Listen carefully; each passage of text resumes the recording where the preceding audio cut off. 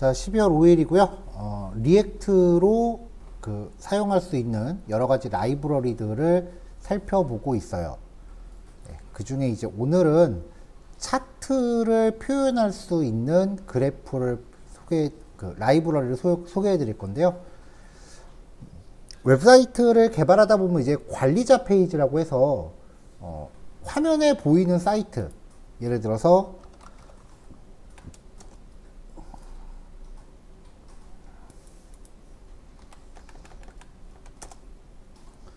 이런 류의 사이트가 있다라고 하면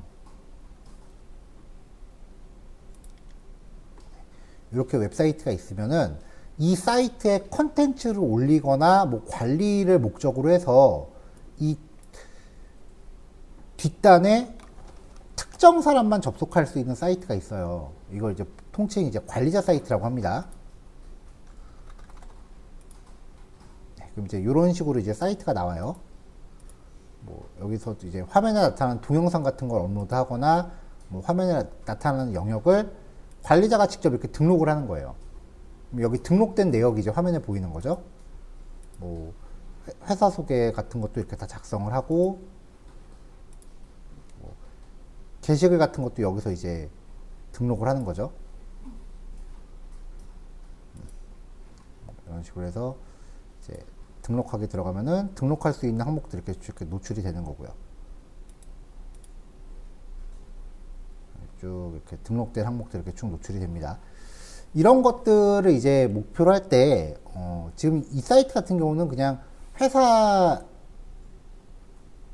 일종의 회사 홍보를 목적으로 한 건데, 어떤 마케팅을 목적으로 하는 사이트라고 하면은 첫 페이지에 뭐 매출 통계라든지 방문자 접속 통계, 뭐 신규 가입자 통계, 뭐 이런 식으로 해서 한눈에 볼 수 있는 통계 차트들이 들어가는 경우가 많아요. 그런 거를 통칭 대시보드라고 불러요. 대시보드라고 해서 검색을 해보면은 그런 류의 페이지들을 이렇게 많이 유형을 확인할 수 있어요. 외부로 만든 건데 이제 사이트의 어떤 현황을 한눈에 볼 수 있는 이런 지표들을 보여주는 사이트예요. 어떤 서비스 간에 이런 관리를 목적으로 운영되는 별도의 시스템이 뒷단에 있고요. 대체로 이제 다 그런 건 아니겠지만 제 경험상 주로 이제 신입이라고 하면은 이런 관리 사이트에 대한 업무를 많이 줬었어요.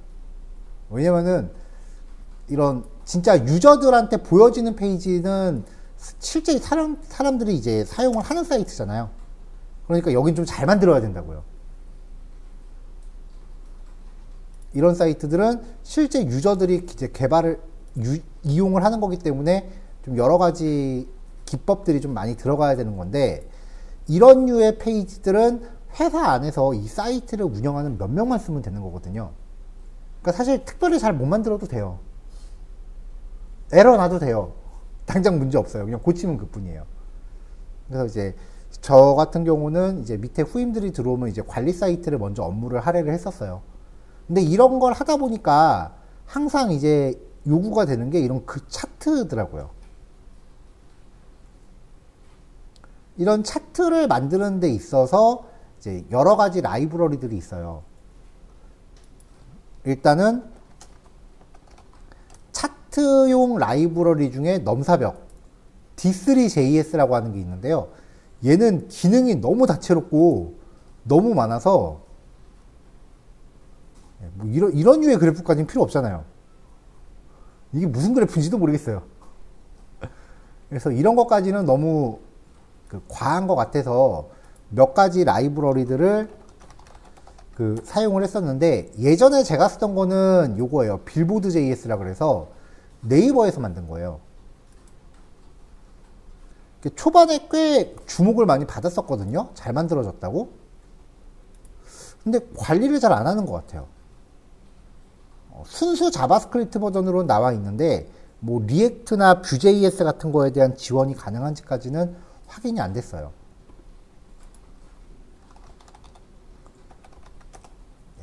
그 다음에 이제 제가 주목을 했던 게 이 차트.js라고 하는 라이브러리예요.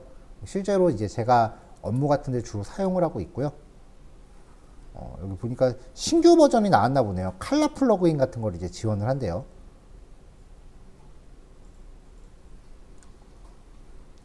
자, 이런 식으로 이제 각종 그래프 기능을 지원하는 라이브러리인데요. 얘가 그나마 기능이 과하지 않고요. 그리고 이제 리액트나 Vue.js 같은 프레임워크에서도 사용할 수가 있더라고요. 그래서 제가 굉장히 즐겨서 사용하는 라이브러리예요.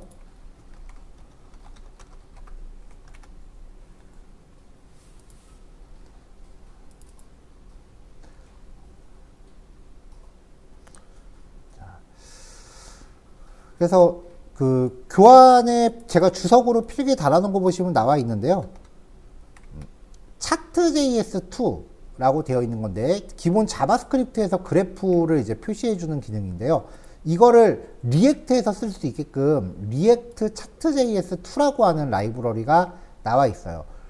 보통 프로그래밍 하면서 래퍼 혹은 래퍼링이라는 용어가 가끔 등장하는데 래퍼링이라는 게 이제 감싼다는 뜻이잖아요. 기존의 어떤 라이브러리를 다른 환경에서 쓸 수 있게끔 기존의 라이브러리를 한번 이제 포장한 라이브러리를 얘기해요. 그냥 원본을 갖다 쓰자니 너무 어려우니까 리액트에서 쓸 수 있게끔 중간다리 역할 하나 뭔가를 만들었다는 거예요. 자, 그래서 얘를 사용하려면 차트js라고 하는 라이브러리를 까시고요. 그 다음에 리액트 차트js2도 설치를 해야 돼요. 자, 그 다음에 오늘 새로운 라이브러리 하나 또 소개를 해드릴 건데요. 로다쉬라고 하는 라이브러리입니다. 비주얼적인 기능은 없어요. 근데 우리 전에 자바스크립트 할 때 깊은 복사, 얕은 복사에 대해서 얘기했었죠. 이 로다쉬는요, 배열이나 제이슨 같은 데이터 타입에 대해서 깊은 복사 기능을 제공하는 라이브러리예요. 복잡하게 깊은 복사하겠다고 막 이것저것 복잡하게 API 호출하는 게 아니라 이 로다쉬를 사용하면은 간단하게 깊은 복사가 가능해요. 얘를 왜 써야 되는지는 이따가 코드 통해서 알려드릴게요. 그래서 얘도 yan add에서 설치하시면 되고요. 좀 딥한 사용 방법은 잘 정리되어 있는 그 포스팅을 제가 여기 주석에다 넣어놨습니다.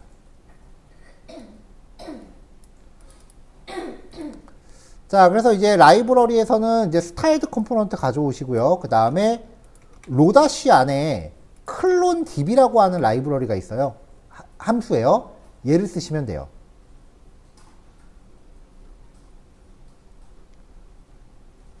자, 일단은 그 막대 그래프를 먼저 표현을 해볼게요. 여기 주석 보시면 임포트 하는 게 그래프 관련된 게 좀 많잖아요. 기본적으로 좀 많죠? 일단은 공통 항목들이라고 되어 있는 거는 내가 어떤 종류의 그래프를 쓰건 간에 무조건 임포트 하셔야 되는 거고요.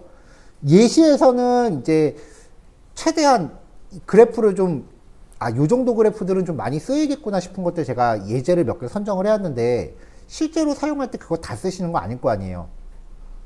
보통 막대 그래프랑 선 그래프 정도로 제일 많이 쓴다고요. 나는 선 그래프만 쓸 거다라고 하시면은 여기 전용이라고 표기된 거는 임포트 안 하셔도 된다는 얘기예요. 나는 선 그래프만 쓸 거예요 라고 하면은 요만큼만 임포트 하셔도 된다는 얘기예요. 그래서 공통 항목들에 대해서 임포트하고 그 다음에 내가 사용하고자 하는 그래프 종류에 맞는 항목들을 선택적으로 임포트 하시면 됩니다. 자, 그래서 차트js에서 일단 막대 그래프를 먼저 표현을 해볼게요. 공통 항목들 가져오고 그 다음에 가로 세로 막대 그래프 전용 함수도 임포트를 할게요. 여기에서 from 차트js에서 가져오겠습니다.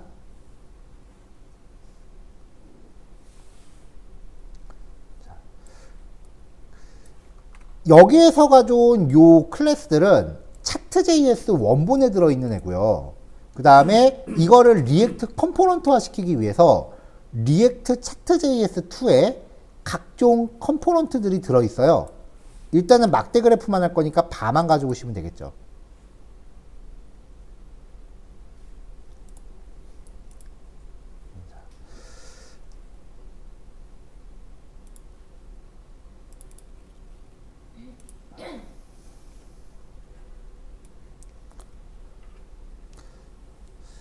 자, 사용 방법은요. 차트라고 하는 얘가 본체예요.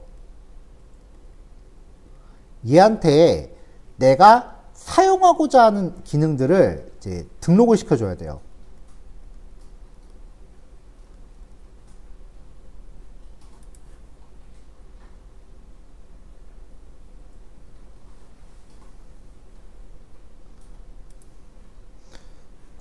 어떤 식으로 등록을 하냐면요. 자, 여기서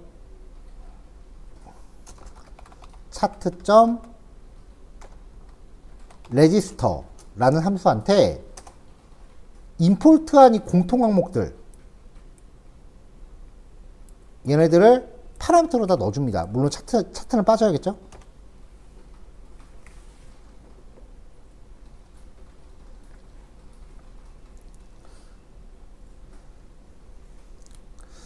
자, 차트 EX 컨테이너 얘는 뭐 그냥 들어가 있는 애니까 불편하시면 빼셔도 된다고 했어요, 어제. 대신에 얘를 빼면은 여기 최상위 태그가 div로 표현돼야겠죠? 화면을 6등분을 해서 그래프를 이제 하나당 넓이를 30.3%씩 되는 영역에 놓을 거예요. 그러면 그래프가 들어갈 박스를 하나 정의할게요. const 플롯 컨테이너는 style.div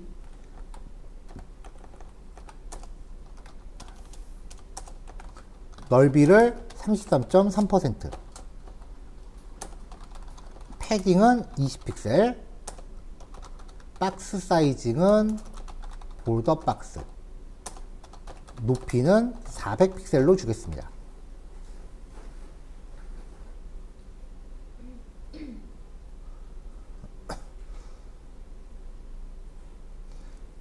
이렇게 해서 이 플롯 컨테이너라고 하는 애를 화면상에 6개를 놓을 거예요.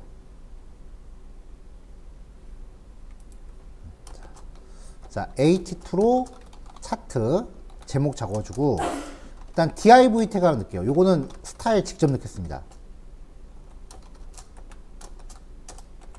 요 div한테 디스플레이 플렉스 주고요. 그 다음에 플렉스 랩 속성을 랩 줄바꿈 해라 라고 준 다음에 요 안에서 이 플롯 컨테이너 얘가 하나의 넓이가 33.3%였죠? 이거를 하나, 둘, 셋, 넷, 다섯, 여섯 이렇게 넣으면은 33.3%씩 돼 있는 박스가 두 줄로 나오겠죠.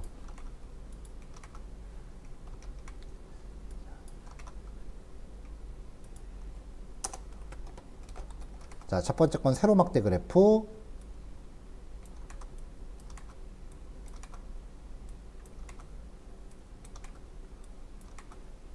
그 다음에는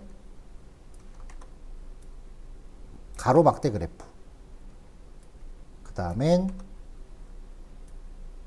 선 그래프. 그리고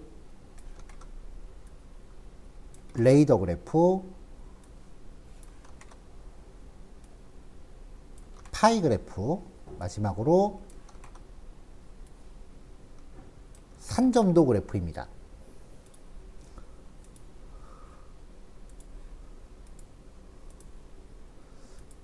자, 그럼 이렇게 33.3%씩 박스가 이렇게 배치가 될 거 아니에요? 이 안에다가 그 항목들을 배치할 거예요.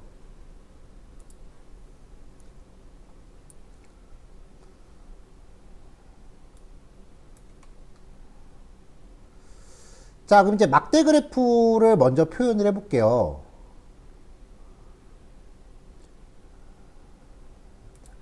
일단은 그 모든 그래프에 들어가는 기본 옵션을 잡겠습니다.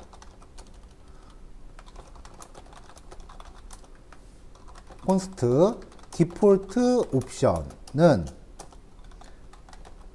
responsive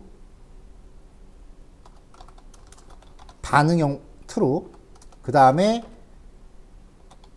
maintain aspect rate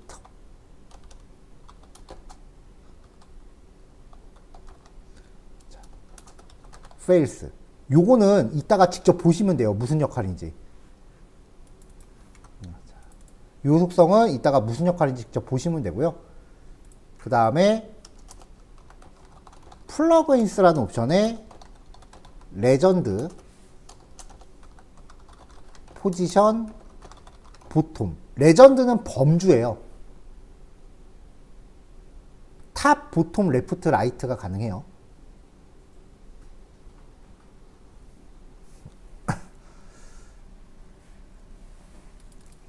자, 여기에 이제 요 기본 옵션을 가지고요.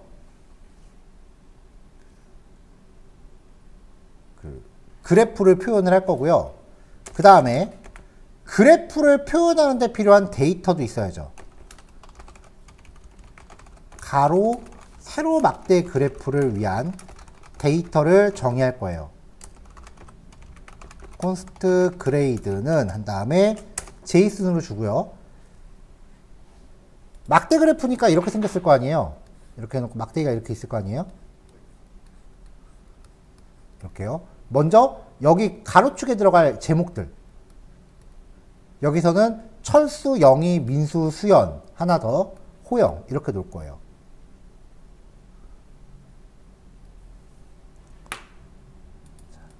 자, 그래서 가로축에 들어갈 항목들을 레이블스로 잡아줍니다. 그리고 실제 데이터셋이라고 하는 배열로 들어가고요.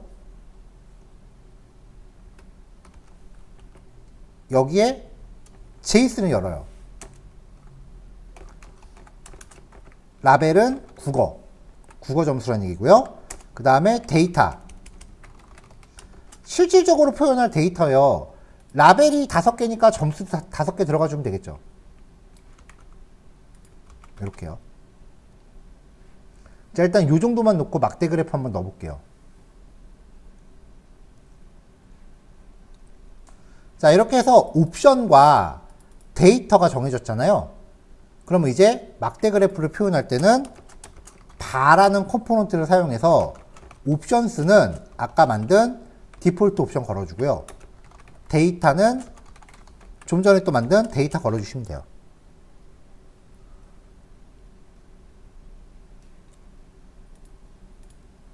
자, 그럼 이렇게 나와요. 자, X축에 철수, 영희, 민수 이렇게 제목이 들어가 있고, 그리고 여기 범주가 국어라고 돼 있죠. 근데 보면은 지금 색깔이 별로죠?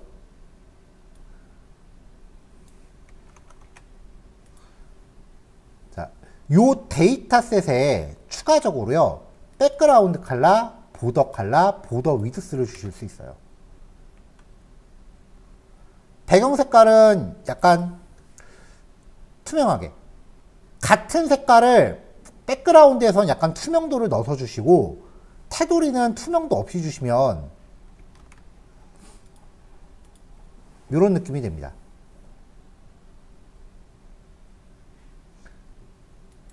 자, 지금 여기 데이터셋이라고 하는 게 전체적으로 배열이잖아요. 그리고 이 배열의 원소가 하나밖에 없으니까 데이터가 각각의 학생마다 국어 점수 하나만 나오는 거예요.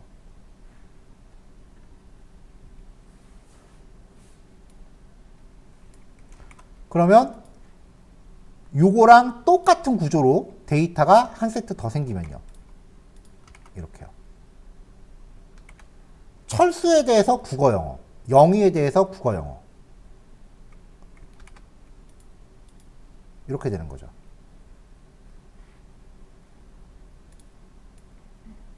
또 들어가면요.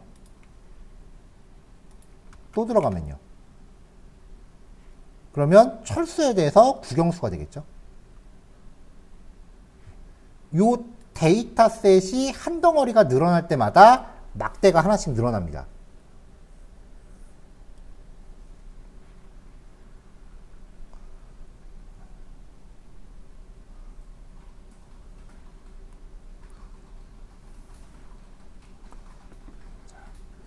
자, 이 옵션에 지금 제가 이 그래프가 들어갈 박스의 높이를 아까 400픽셀로 잡았거든요. 여기부터 여기까지 박스 높이를요. 그러면 지금 400픽셀 안에서 그래프가 새로 꽉 차게 나온 거예요. 제가 잡아준 박스 사이즈 안에서 꽉 차게 나온 거예요. 근데 아까 기본 옵션 중에 좀 이상하게 이름 긴 애 있었죠. 얘를 true로 바꾸면 가로축에 대해서는 그래도 꽉 차게 나왔는데 세로축은 높이를 지가 계산을 해서 가져가 버려요. 이렇게. 그래서 이 파라미터의 의미는 그냥 내가 잡아준 박스 안에서 사이즈를 꽉 채워라. 그렇게 이해하시면 돼요. 이렇게 해놓으면 이 박스 사이즈만 조절하면 내가 그래프 영역을 얼마든지 설정할 수 있는 거잖아요.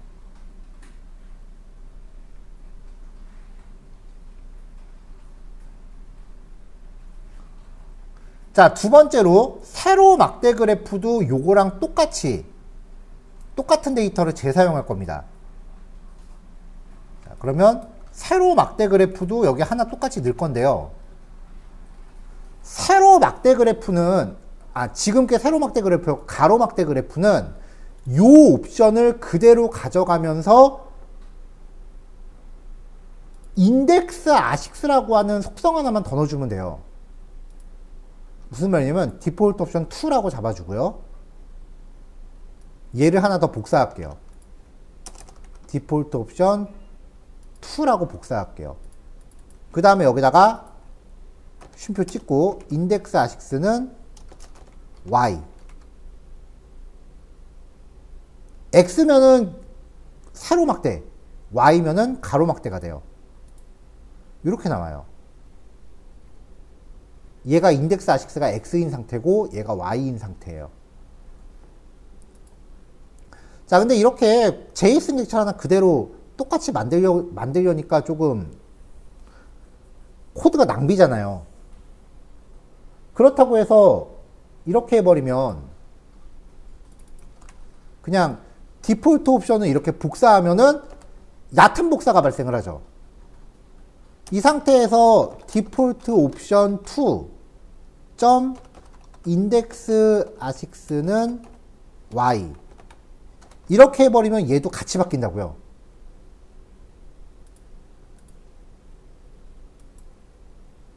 똑같이 나와버리는 거죠. 그러면 이제 우리가 깊은 복사를 수행할 수 있는 또 다른 방법이 중괄호 열고 점점점 디폴트 옵션을 여기다 다 엎어치고 그 다음에 인덱스 아식스라는 값에다가 y를 추가해라. 이렇게 넣는 게 우리가 기존에 알고 있던 방법이에요. 사실 이 예제는 이것만 해도 돼요. 근데 그 깊은 복사, 배열이나 제이슨에 대해서 좀 더 자유자재로 깊은 복사를 해야 될 상황이 코딩하다 보면 와요. 그래서 깊은 복사를 소개할 만한 라이브러리가 딱히 기회가 없어서 여기서 같이 소개해 드리는 거예요.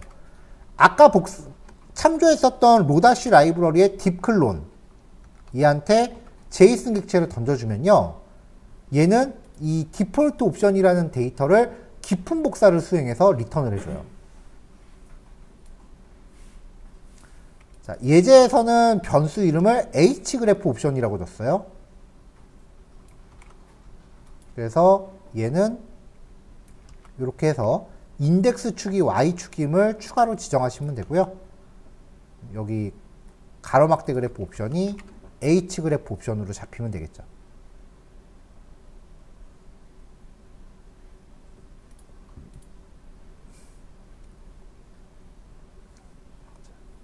자, 요것만 해도 되게 쉬운 거예요.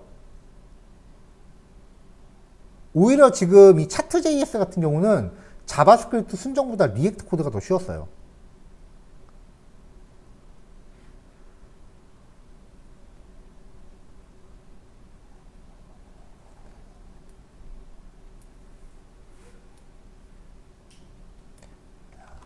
자, 데이터 정의하는 데 사용된 코드만 단톡방에 올려드릴게요. 어느 부분 코드냐면은 요거예요, 요거. 요거는 크게 지금 리액트 내용하고 크게 밀접하게 관련은 없는 거니까요. 이 코드만 단톡방에 올려드릴 테니까 요거만 복사 붙여넣기 해서 재사용하시고요. 일단 막대 그래프 2종 확인해 보시면 될 것 같아요. 자, 20분 동안 실습 진행하시고 10분 쉬었다가 8시에 뵙겠습니다. 다음 그래프는 이제 레이더 그래프라고 하는 건데요. 보통 이제 우리가 파이 그래프 혹은 원 그래프라고 부르는 거 있어요. 그거하고 레이더 그래프가 옵션이 좀 비슷해요. 근데 파이 그래프 같은 경우는 단순히 이렇게 원을 하나 그려놓고서 이제 어느 정도를 차지하는지 이렇게 비율을 나누는 거죠. 그러니까 요 전체 합이 항상 100%가 되는 거잖아요. 근데 레이더 그래프는 같은 내용이긴 한데 이런 식으로 해놓고 이제 이 영역에서 이렇게 지표가 있다라고 하면은 이제 각각의 수치가 어느 정도를 차지하는지 좀 더 시각적으로 볼 수 있는 형태예요. 두 개를 그려놓고 나면 의미는 똑같은데 얘가 좀 더 직관적으로 잘 들어와요.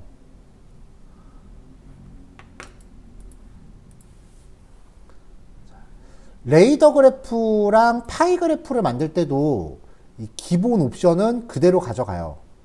이 기본 옵션들은 똑같이 가져가요. 그러니까 레이더 그래프랑 파이 그래프를 위해서 옵션을 똑같이 복사를 해줍니다.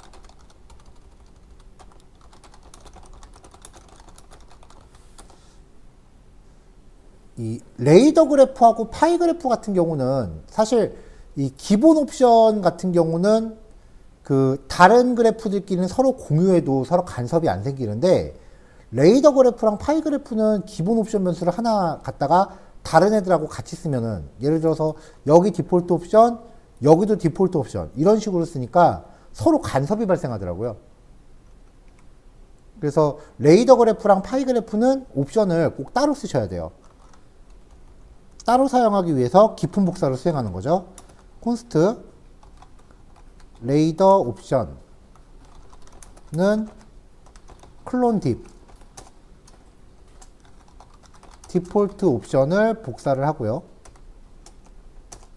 그 다음에 파이 그래프를 위한 옵션 얘네 둘 다 똑같이 다른 그래프랑 옵션은 공유할 수 없다고 말씀드렸어요.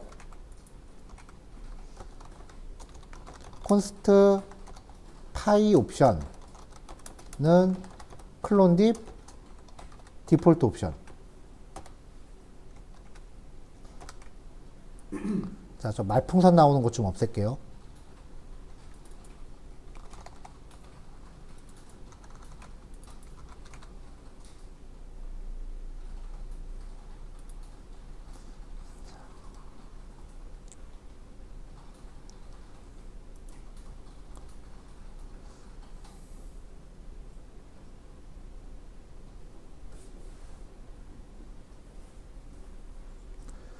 그 밖에 선 그래프 같은 경우는 그냥 기본 옵션을 같이 사용해도 간섭이 발생하지 않아요.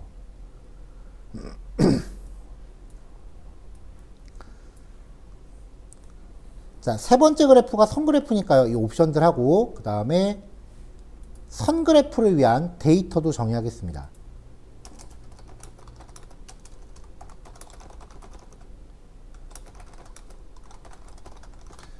막대 그래프 같은 경우는요.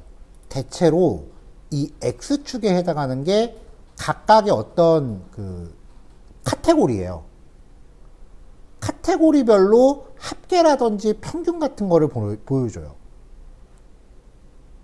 근데 선 그래프는요. 어떤 유형인지 아시죠? 선 그래프. 선 그래프는 항상 만약 그래프가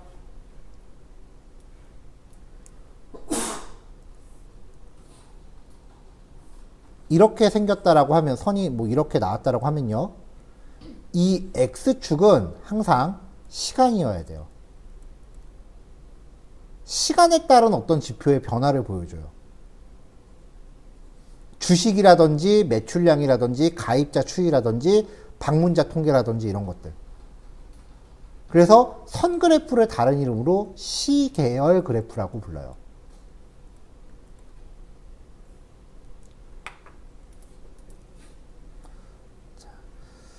자, 이제 그런 일이 언제 있었나 벌써 가물가물해지네요. 한동안 거의 매일 보다시피 한 그래프. 확진자 데이터죠. 자, X축에 들어갈 항목을요, 임의의 데이터로 정하겠습니다. 그 다음에 얘도 데이터셋 해놓고 배열을 열어요. 형식은 똑같습니다. 라벨은 범주예요. 서울시 확진자. 그 다음에 데이터는 뭐 적당히 숫자값 우겨넣고요. 그 다음에 얘도 백그라운드 컬러랑 보더 컬러, 보더 위드스 이렇게 지정을 할게요.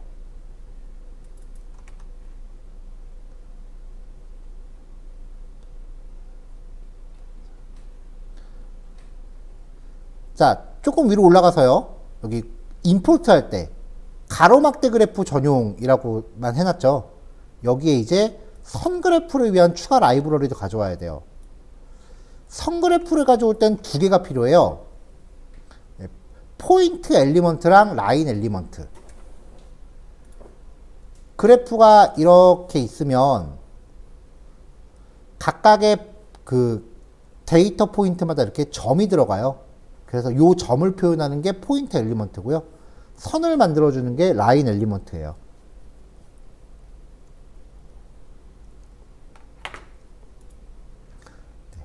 나머지 것들도 전부 임포트 해놓을까요?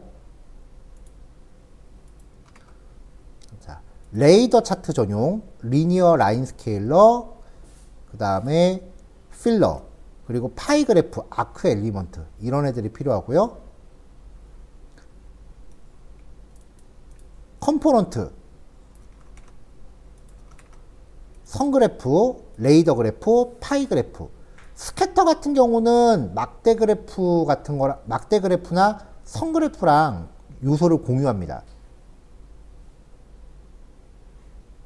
그럼 또 임포트한 나머지들도 여기 밑에 레지스터에 등록을 해줘요. 레지스터에 등록을 해줘요.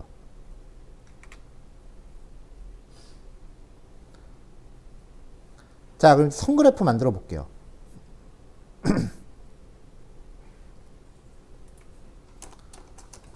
라인, 옵션스 한 다음에 디폴트 옵션 그냥 걸게요.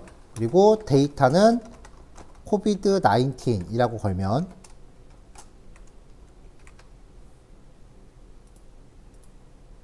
이렇게 선 그래프가 나오는 거죠.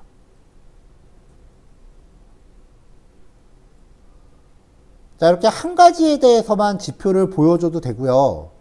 데이터 쪽으로 가서 얘도 배열이잖아요. 다른 데이터를 하나 또 추가해 볼게요.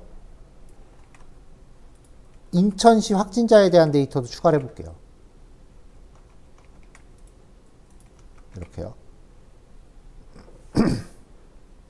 당연히 데이터의 개수는 이 라벨에 표시된 거랑 일치해야겠죠. 이게 X축이니까 Y축은 X축의 개수랑 맞아야죠. 자, 그러면 선이 이렇게 표시가 되는 거죠.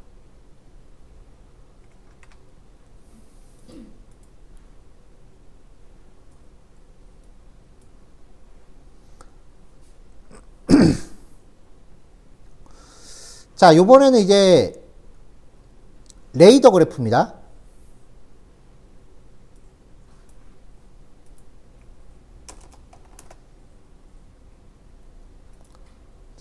레이더 그래프를 위한 옵션하고 파이 그래프를 위한 옵션도 미리 복사를 해놨잖아요. 레이더 그래프를 위한 데이터를 정의할게요. 스튜던트는 라벨스에다가 여기서는 각각의 과목들을 나열하겠습니다. 과목별 점수라고 한번 해보죠. 그리고 데이터셋다가 배열을 걸고요. 라벨은 점수. 5과목이니까 점수가 5개 필요하죠. 그리고 여기서도 백그라운드 컬러, 그리고 보더 컬러, 보더 위드스 이런 것들을 잡아줄게요.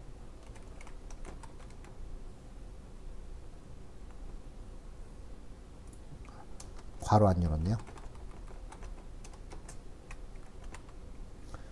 그러니까 각각의 그래프별로 이렇게 데이터 구조를 잡아주는 것만 파악하시면은 그래프 사용하는 것 자체는 별로 어렵질 않아요. 레이더 그래프도 레이다라는 컴포넌트한테 옵션스 걸어주시고요. 그 다음에 데이터도 잡아주시면 돼요.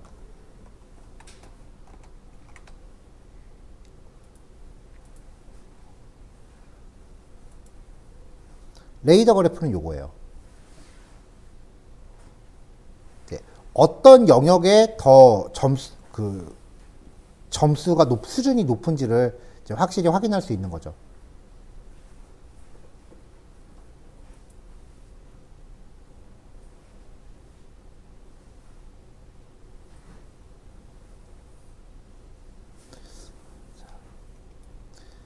자, 요걸 그대로 복사한 다음에 이름을 스튜던트 파이라고 할게요.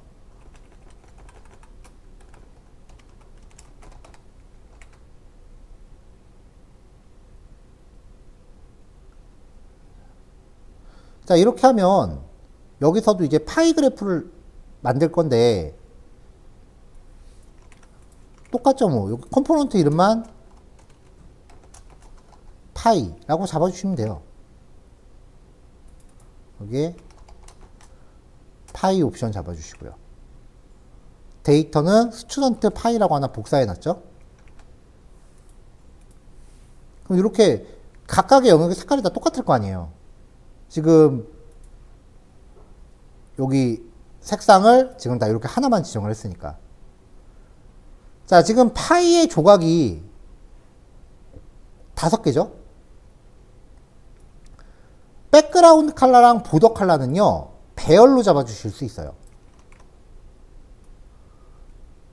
그럼 지표가 5개니까 배열의 원소도 5개가 되겠죠.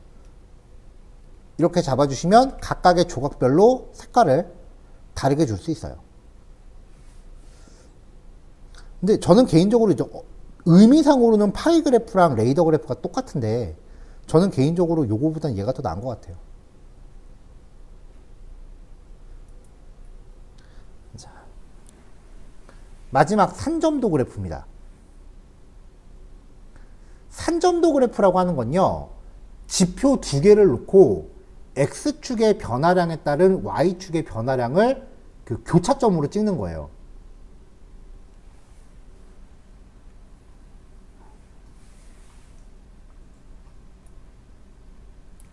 보통 이제 스캐터 차트라고 부르는데요.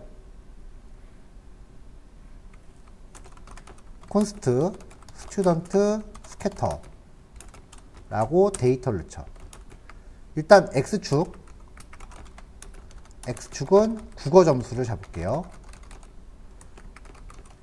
라벨스는 98, 88, 92, 63, 100.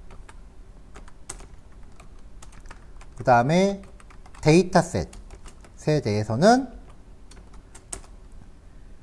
영어 점수를 먼저 걸죠.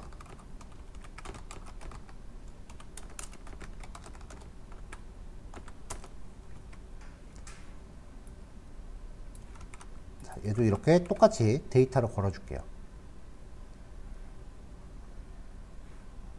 그럼 아래쪽에서 산점도 그래프를 표현할 때 스캐터 옵션스, 얘도 기본 옵션 같이 공유하셔도 돼요.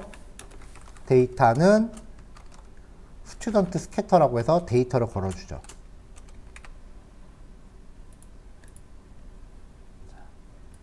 자, 그럼 이제 이렇게 나와요. 사실 얘는 조금 이제 전문적인 그래프예요. 이 스캐터만 제가 아래쪽에 따로 뽑아 볼게요.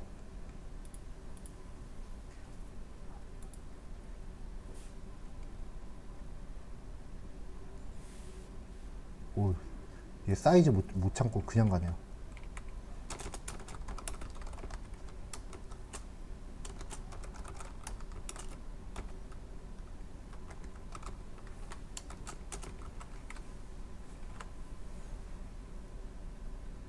자, 밑에 요만큼이 지금 스캐터 그래프예요.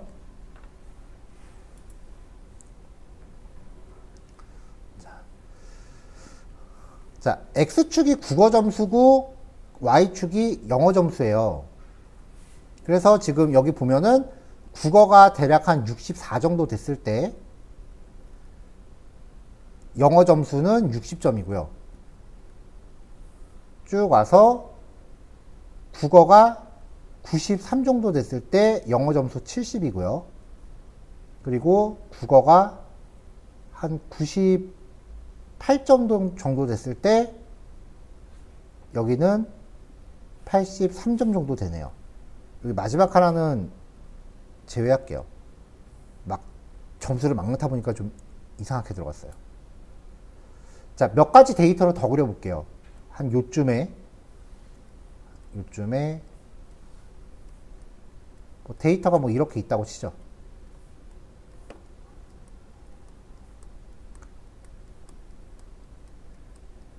이렇게요. 사실 다른 그래프들보다도 얘가 훨씬 더 전문적인 그래프거든요.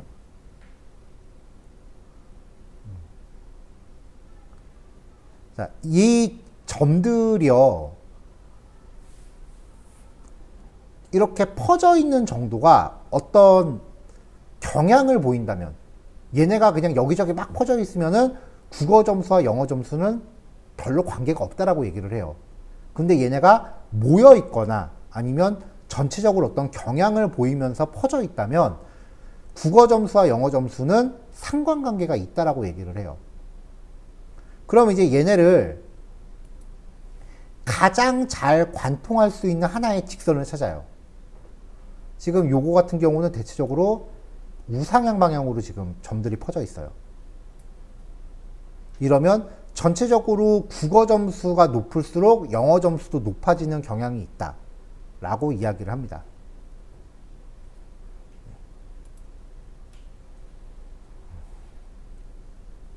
만약에 오른쪽이요, 기온을 뜻하고요, Y축이 판매량이라고 가정하죠. 그리고 우리 회사는 아이스크림 회사예요.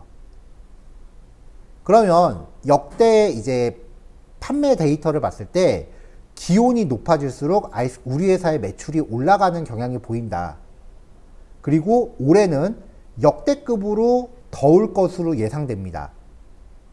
그러니까 우리 회사의 매출액은 엄청 뛸 거고 거기에 따라 생산 설비를 늘릴 것을 제안합니다. 라고 이제 연말보고 때 얘기를 했어요. 그럼 이게 기존의 데이터들을 통해서 만들어내는 어떤 인사이트가 되는 거예요. 웹개발은 이 정도만 해주면 충분해요.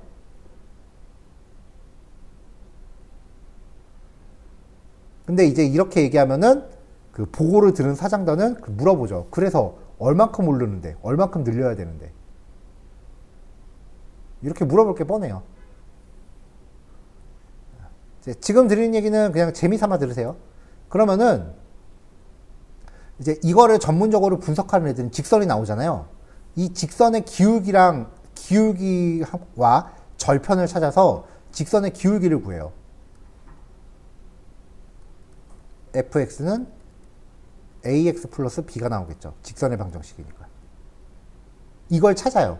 예를 들면은 fx는 뭐 2.37x 곱하기 플러스 뭐 3.51이다. 뭐 이런 식으로 방정식을 찾는 거예요. x가 기온이었죠. 기상청에서 올 여름에 40도 폭염까지 예측한다라고 했으면 x에다가 40을 대입하면은 예상 판매량이 도출되는 거죠. 이거를 회귀 분석이라고 하고요. 이렇게 만들어지는 요 수식을 분석 모형이라고 해요.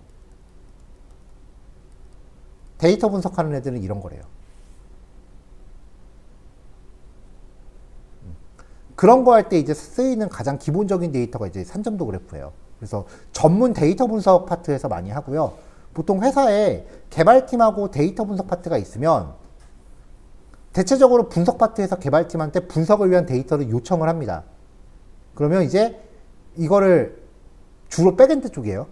얘네가 엑셀로 잘 정제해서 줘요.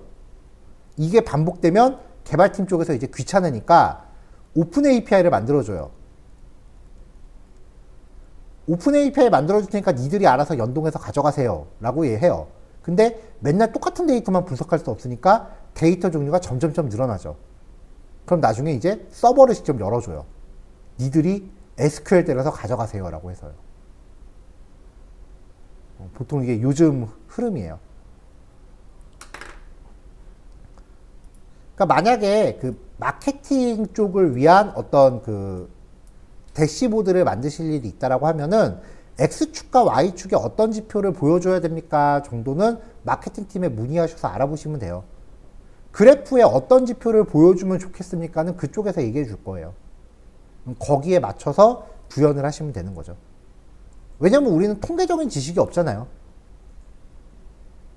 막대 그래프로 표현해야 되는 데이터가 있고 선 그래프로 표현해야 되는 데이터가 있어요. 만약에 막대 그래프인데 1월, 2월, 3월, 4월, 5월이라고 해놓고 5월 1월부터 12월까지 해놓고 월별 매출액을 막대 그래프로 해놨다? 그거 아무것도 모르는 사람이에요. 그거. 시간에 따른 흐름은 선 그래프로 가야 되거든요. 물론 막대 그래프로 한다고 해서 그거를 파악을 못하는 건 아니죠. 근데 용도가 달라요. 그래서 일반적으로 많이 쓰이는 그래프들 종류별로 한 번씩 쭉 소개를 해드린 거고요. 요번 글씨 요거 마무리 하시면 될 것 같고요. 아까보다 실습량이 2배인데 제 생각보다 지금 손들이 빠르셔서 충분히 요번 글씨에 되지 않을까 생각을 해요. 아닌가요? 그러면은 제가 9시 10분까지 일단 시간 할애를 하고요. 그 다음에 우리 전에 얀 베리 만들었었잖아요. 네. 요거에 대해서 약간 추가적인 내용을 좀 말씀을 드리고 요거 얀 베리 접목해서 제가 윈도우 전용으로 스크립트를 하나 짠 게 있어요. 그걸 이따 배포해 드리고 소개를 해 드릴 거예요. 그러면 프로젝트 만들고 기본 라이브러리 세팅하고 뭐 이런 약간의 귀찮은 작업들을 조금 자동화 시킬 겁니다. 어제 만들었어요. 어제 여러분들 실습하시는 동안. 이거 조금 소개해 드릴게요. 10분에 뵙죠. 자, 넘어갈게요. 여기까지 해서 이제 리액트에 대한 전반전이 끝났다고 보시면 돼요. 여태까지 공부했던 거를 싹 묶어서 데모 페이지를 한번 만들어 보고 그렇게 해서 이제 좀 적응을 하고 나면은 이제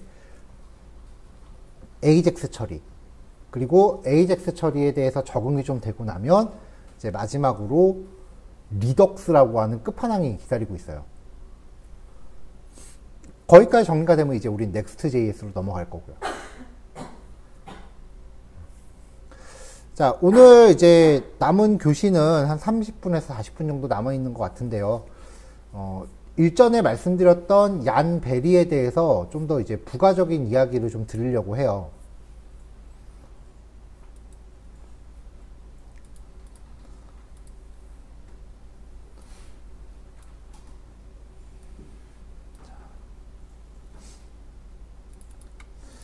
자, 그래서 이제 임의의 폴더에서 명령 프롬프트를 가동을 해서 이건 뭐 지금 뭐 따라 하실 것까지는 없고요. 그냥 중간중간에 메모만 해주셔도 될 것 같아요.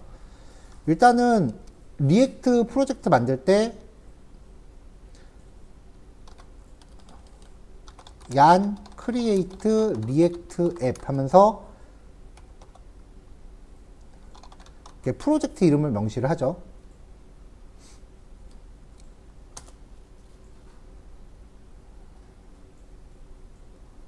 자, 이렇게 해서 이제 프로젝트를 생성하고, 그 다음에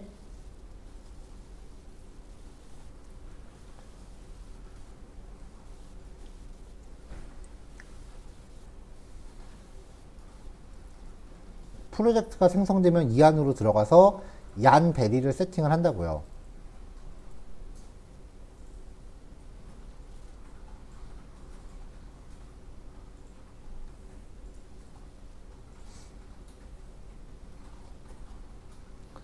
자, 이제 cd 프로젝트 안으로 들어왔고요. 이 상태에서 얀 set 버전 베리라고 입력을 해서 버전을 세팅을 하죠.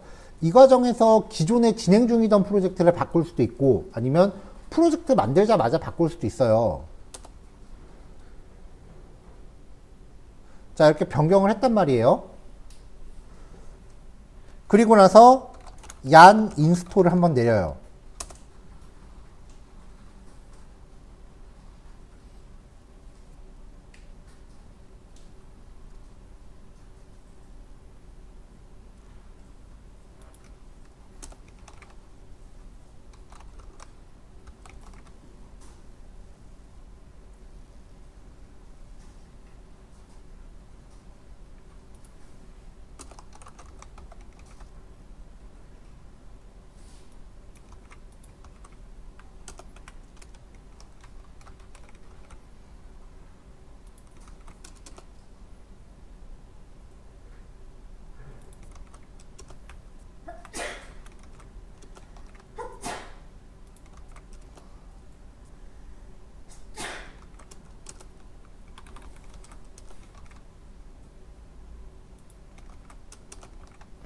자, 이렇게 이제 프로젝트를 얀 베리로 이제 변경을 하면 첫 번째로 해줘야 되는 게 이제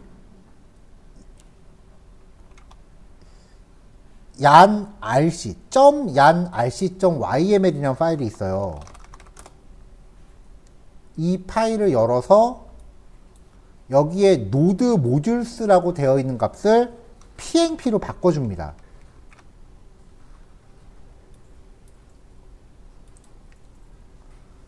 그렇게 바꿔주고 나서 얀 인스톨을 다시 한번 해요. 그러면 얘가 노드 모듈스라는 폴더를 제거하고 그리고 이제 다른 방식으로 라이브러리들을 관리하기 시작을 해요.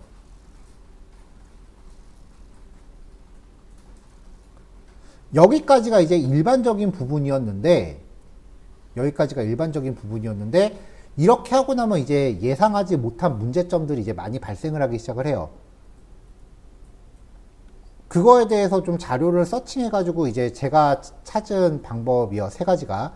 첫 번째가 얀 add prop types. 원래 이 prop types라고 하는 라이브러리가 리액트 기본 패키지인데 얀 베리 버전에서 얘를 따로 깔아줘야 되는 것 같더라고요. 그래서 이게 없어서 다른 라이브러리들에서 에러가 나는 경우가 몇 번 있었어요. 그래서 이게 첫 번째 해결 방법이고요. 두 번째는 우리가 비주얼 스튜디오 코드에서 ESLint라고 하는 그 익스텐션을 깔았거든요. 그게 자바스크립트 문법을 검사해주는 뭐 그런 기능을 하는 앤데 이것과 관련돼서 리액트 쪽으로 뭐 어떤 설정이 좀 필요하대요. 이 설정을 해주는 패키지를 설치하지 않으면 왜 제가 어저께까지 뭐 하나 고치기만 하면 막 에러나 있었잖아요. 그래서 계속 재실행했었죠. 그 문제가 자꾸 발생을 해요.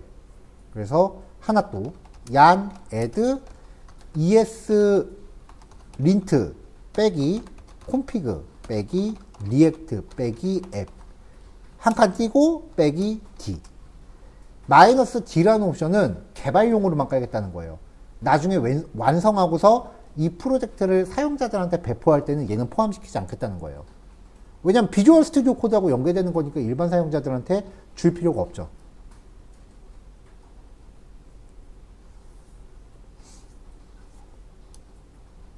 요거까지 설치를 하고요.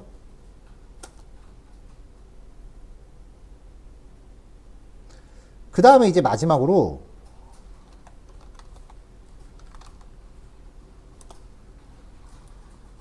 프로젝트 안에 보면 package.json이라는 파일이 있었잖아요. package.json.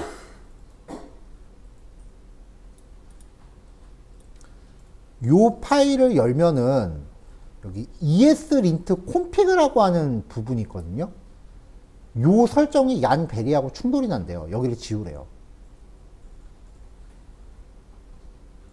여기를 지우래요.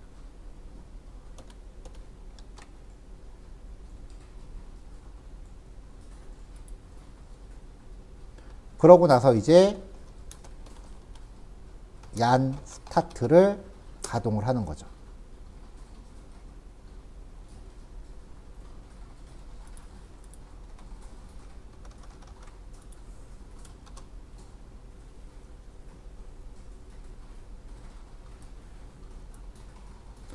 자, 그럼 이제 리액트 프로젝트를 지금 막 만들었으니까 이제 첫 번째 그 헬로 월드 페이지가 나오는 건데, 기존에는 제가 소스 하나만 고쳤어도 막 여기 에러가 계속 떴었는데, 일단 제가 확인한 바로는 그 소스를 뭔가 고쳤을 때, 소스를 뭔가 고치고 저장을 했을 때 에러가 안 나고 수정사항이 그냥 바로 반영되는 거, 요거까지는 제가 확인을 했어요. 만약에 이 이후에 또 뭔가 문제가 생기면 이제 그때그때 대응을 해야겠죠. 그러니까 요즘 자바스크립트가 좀 이런 식이에요. 뭐 하나 좋다라고 해서 그거를 막 적용하려고 하면은 이것저것 문제가 나오니까 그거를 대처하기 위한 방법을 막 이렇게 접목하다 보면은 이제 점점점 덩치가 불어나는 거죠.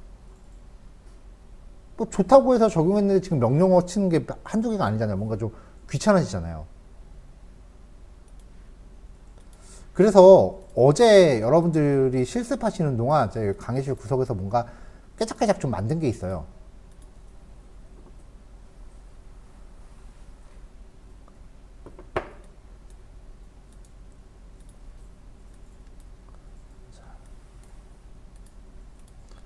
자, 일단 샘플로 만든 프로젝트들은 지우고요.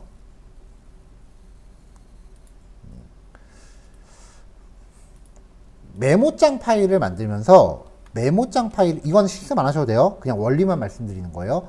메모장 파일의 확장자를 BAT로 바꿔요.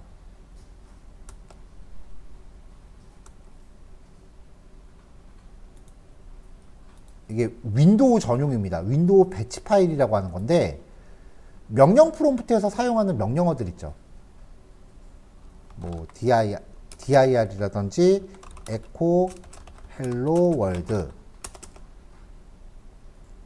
mkdir 테스트, 이게 지금 명령 프롬프트에서 쓰는 명령어들인데, 이 명령어를 이렇게 메모장 파일에 저장해 놓고 마지막에 퍼지, 얘를 더블 클릭하면은 이 안에 있는 명령어들이 일괄 실행돼요. 자, 더블 클릭한 결과예요. dir이라는 명령어 여기 세팅돼서 쭉 실행됐고요. echo hello world는 출력문이에요. hello world 출력했고, mkdir 테스트는 폴더를, 테스트라는 이름의 폴더를 만들라는 거예요. 여기 테스트 폴더 만들어졌죠. 이런 식으로 명령어를 이 파일에 쭉 기술하면은 명령어들을 일괄 실행할 수 있어요. 지금 여기에 출력되는 과정이 보이고 있죠. 첫 줄에 골뱅이 echo off라고 명시를 하면은 이 명령어들의 입력 과정이 안 보이고 결과만 떠요. 자, 다시 더블 클릭하면 이렇게 해서 명령어들은 안 보이고 결과만 바로 떠요.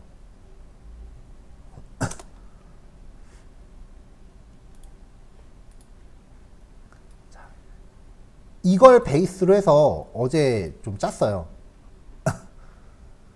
echo off, 명령어 출력 내용 안 보이고요. chcp65001은 명령 프롬프트 환경을 UTF-8로 바꿉니다. CLS는 현재 명령 프롬프트에 출력되고 있는 내용을 싹 지우라는 얘기고요. %1은 파라미터를 받아요. 이 파일을 실행할 때. 프로젝트 이름을 파라미터로 설정할 거고, 만약에 파라미터가 없으면 ERR이라는 곳으로 가요.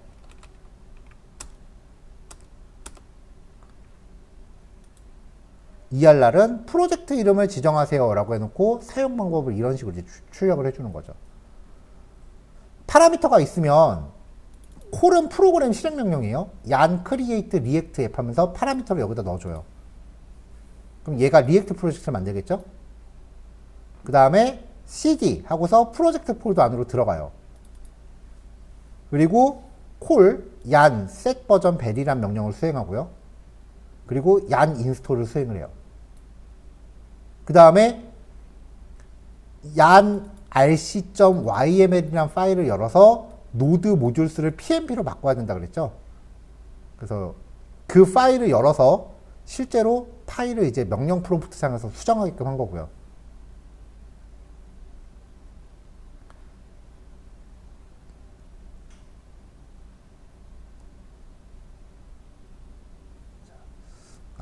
이 부분은 작동을 안 하더라고요. 이 부분도 해보고 싶었는데 패키지.json에서 제가 어떤 부분을 지워야 됩니다라고 말씀드린 거 있잖아요. 그거까지는 처리가 못 하겠더라고요. 여러 줄을 한꺼번에 해야 돼서. 그리고 다시 한번 yan 인스톨. 그 다음에 이제 우리가 사용했었던 기본 패키지들 프로타이스 아까 말씀드린 거 리액트ML 에이싱크, 사스, 스타일 리셋, 스타일 컴포넌트 브레이크 포인트, 데이.js, 클래스넷, 로다시 여기까지가 오늘 한 거죠. 앞으로 할 거 엑시오스, 스피너, 엑시오스 훅, 리액트 리덕스, 리덕스 툴킷, 리덕스 데브툴스 익스텐션, 오늘 한 차트.js, 그리고 리액트 인터섹션 옵저버, 이거는 무한 스크롤 만들 때 쓰는 거예요. 요게 앞으로 우리가 종강 때까지 쓸 패키지들이에요. 얘네들도 그냥 쫙 일괄 설치하게 하고요. 그 다음에 아까 말씀드린 ESLint config 리액트 앱 요거까지 설치시키고 프로젝트 가동까지를 그냥 파일 하나에 다 넣었어요. 사용 방법은요. 명령 프롬프트에서 폴더에서 명령 프롬프트 여시고요. 그러면 요 배치 파일이 있는 폴더에서요. 요거 조금 이따 단톡방에 올릴 거예요. 리액트 앱, 파일 이름이 리액트 앱이에요. 그 다음에 내가 만들고 싶은 프로젝트 이름 나이스 라고 하면은 프로젝트 만들고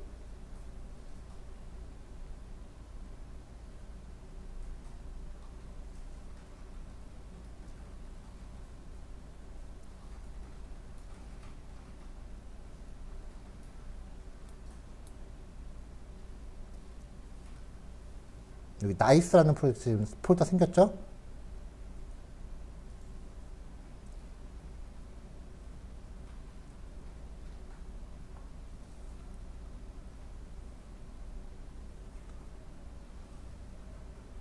자, 그 다음에 프로젝트 얀베리로 변경하고요. 그 다음에 얀 인스톨 수행하고요.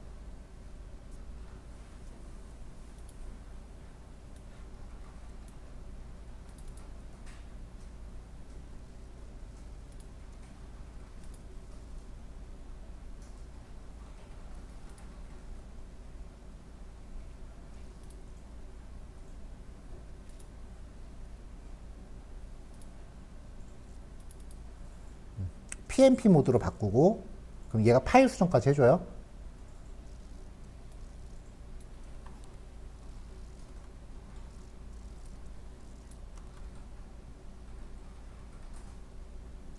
그 다음에 yan 인스톨 다시 한번 해주고 패키지 필요한 것도 깔았죠. yan add ESLint config 하고 프로젝트 가동 까죠. 여기까지 그냥 자동화를 시켰어요. 하도 답답해서.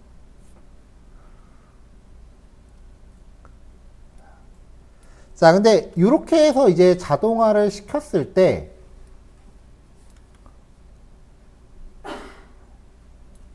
한 가지를 이제 여러분들이 수작업을 해주셔야 되는 게 여기 패키지.json을 열어서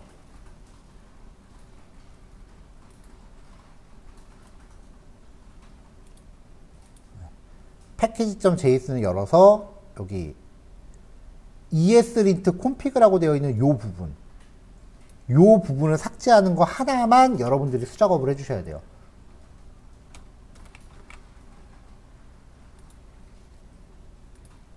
네, 요것만 해주시면은 아마 얀 벨이 적용해도 당분간은 큰 문제 안 생기지 않을까라고 생각을 해요. 일단 리액트용으로 만들었는데 나중에 넥스트용으로 또 비슷하게 일단 하나 성공했으니까 넥스트만 하는 것도 금방 해요. 넥스트 버전도 그때 되면 따로 배포를 하는 걸로 할게요. 근데 윈도우만 됩니다. 선생님 그얀 인스톨 한 다음에 마지막에 얀 에드 하던데 괜찮나요? 얀 인스톨 한 다음에 얀 애드? 인스톨 하면서 그 위치가 살짝 아니 상관없어요. 이거 순서 상관없어요. 여기 아이고 여기 이제 얀 RCYML의 파일에서 PMP로 고쳤잖아요. 그러고 나서 하는 얀 인스톨은 설치가 아니라 노드 모듈스 폴더를 날리는 거예요. 아 그러니까 여기 필수 패키지 설치하고요. 그 다음에 밑에서 이거 한 번 더 한다고? 이거는 배포용이고 이건 디벨롭용이잖아요. 아까 CMD 하고 인스톨 하고 애드 들어갔던 거. 여기 얘기한 것 같은데 여기 얀 인스톨하고 애드? CMD는 지금 없는 거죠. CMD가 있긴 이렇게인데 요 위에가 그거 위에가 있는 인스톨이 한번 들어갔던 거. 아니요 지금 이 파일이 아까 본 파일이 이거예요.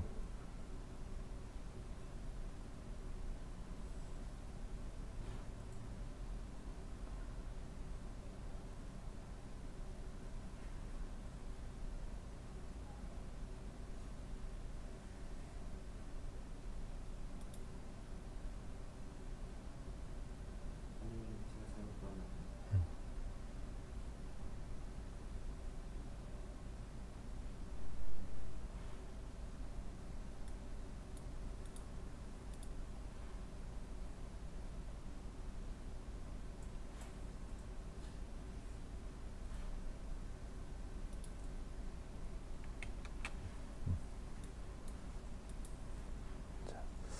자 어쨌건 이제 요거를 제가 톡방에 올려 드릴 거고요.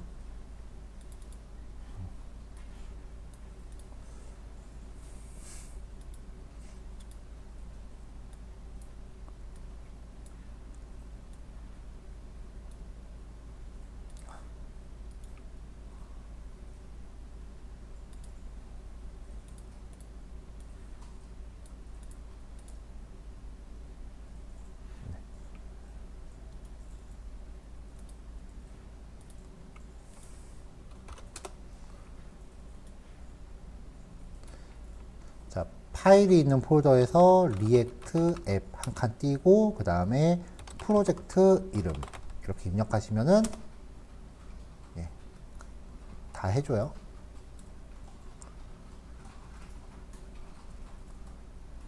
한 번씩 테스트 해보시고 40분쯤에 마치는 걸로 할게요. 이게 게을러야 돼요. 귀찮다 보면 뭔가 만들어요.